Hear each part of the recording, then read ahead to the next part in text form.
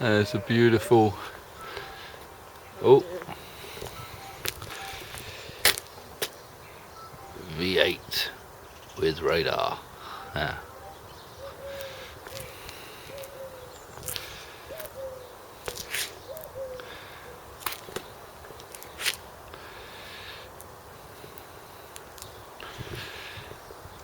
Fine looking car.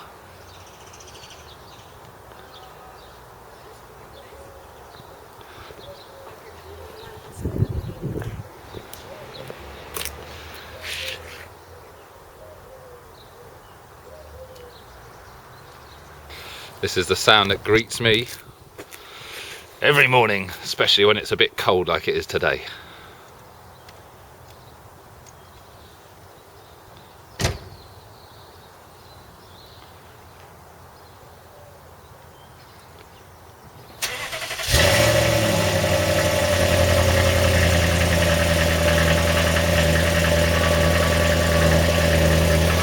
Check that out.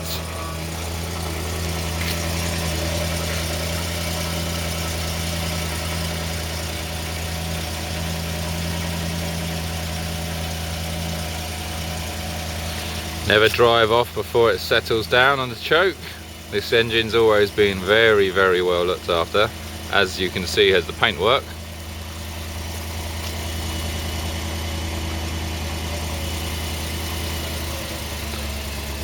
Not too cold today, it's settling down quite quickly.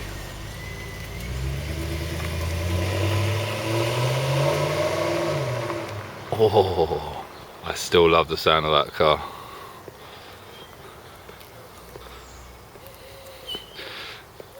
As you can see, we're a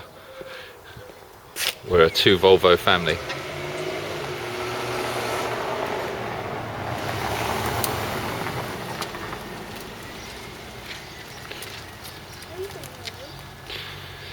What are we doing? Daddy's going to sell his car, sadly. What is it? There's a camcorder. I'm just recording Mummy in the car. You know, Daddy's got the new one coming today, isn't he? Oh, look. We'll be very sad without the Volvo, won't we? Look at that, bi-xenons. Beautiful bi-xenons as well.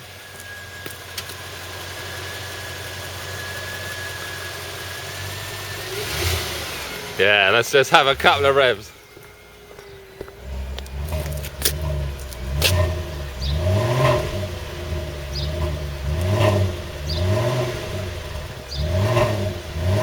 Yeah, give it a bit more, go on. Oh dear, women can't do revs. They got too much mechanical empathy. Alright, when you do it, it just doesn't sound as good as it should. Okay, so I thought I would get all the doors open so I could show you this, get you the view of this up. You've got active bi-xenons at the front there. These actually move as you turn around the corner. This car has got a lot of technology, kind of stuff you would only find in maybe a 7 Series BMW or something. It's it really is fantastic. So you also get a good view from the side here of exactly just how good a condition this car is in. Yeah, this is these are all the original mats, carpets. Nothing's been changed. To be honest with you, you know, I always wanted a bit of a sort of a super saloon, a variant on the usual BMW, Audi, all the rest of it.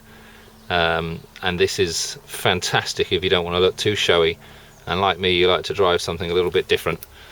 The leather is absolutely soft as a baby's bum. It really is phenomenal. I will check you around and show you the driver bolster in a second. It's all in fantastic condition. The passenger seat and the rear seats have basically pretty much been unused. This is my work car. We have a sort of a big family car for everybody else.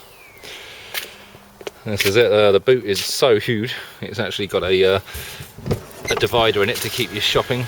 Okay, I think we should just give it a couple more toots.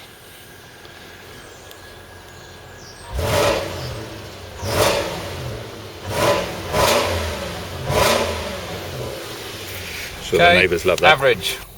Let me zoom in a bit here. Okay, no point in lying to you. You want to have a car like this that's premium, it's safe, it's got a big engine in it, you know, that's your average. I don't do a lot of motorway miles, so that's realistic round town. I live in Milton Keynes, where 60, 70 miles an hour is pretty much what you do, stopping and starting at roundabouts, full acceleration, full braking, full acceleration, full braking. So that's pretty much as bad as it's going to get. However, on a motorway trip, I can actually get 30 miles to the gallon out of it on a, let's say, for example, a long haul up to Leeds and back, 300 plus miles in total. I'll get sort of maybe 350 miles, 360 miles out of a tank. And a tank currently is costing about £75.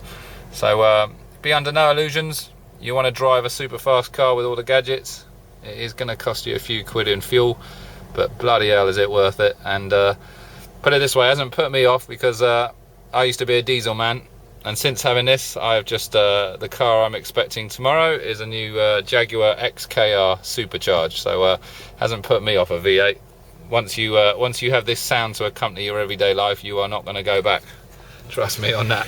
Okay, right, I'm going to attempt to try and do some sort of quick summary of my fantastic car.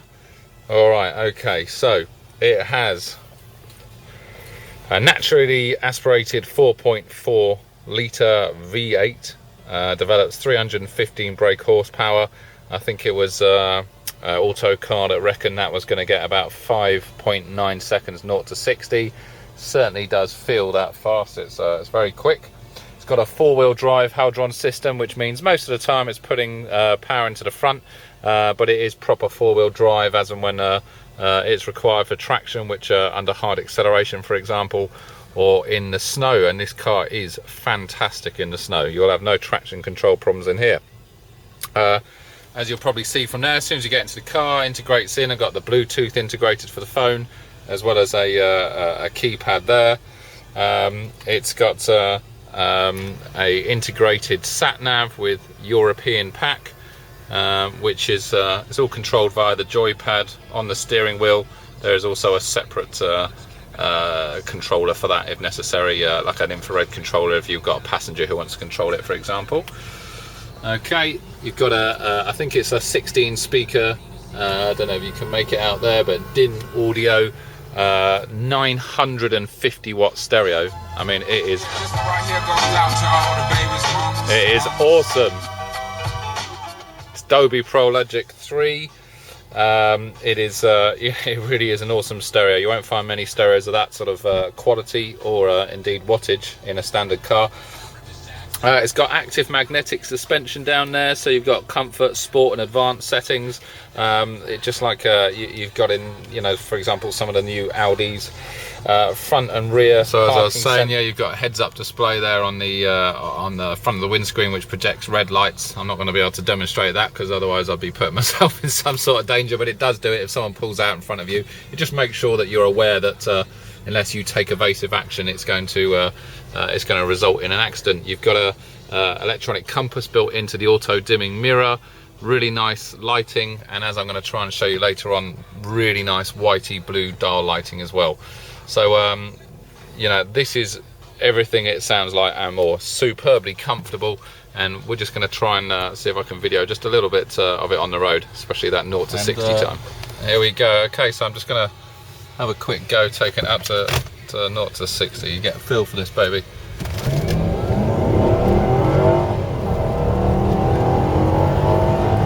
Okay, obviously you've got the Geatronic gears here. Okay, use that lovely V8 engine braking to take us down to the roundabout, and that's obviously if you want to be driving a little bit more sportily.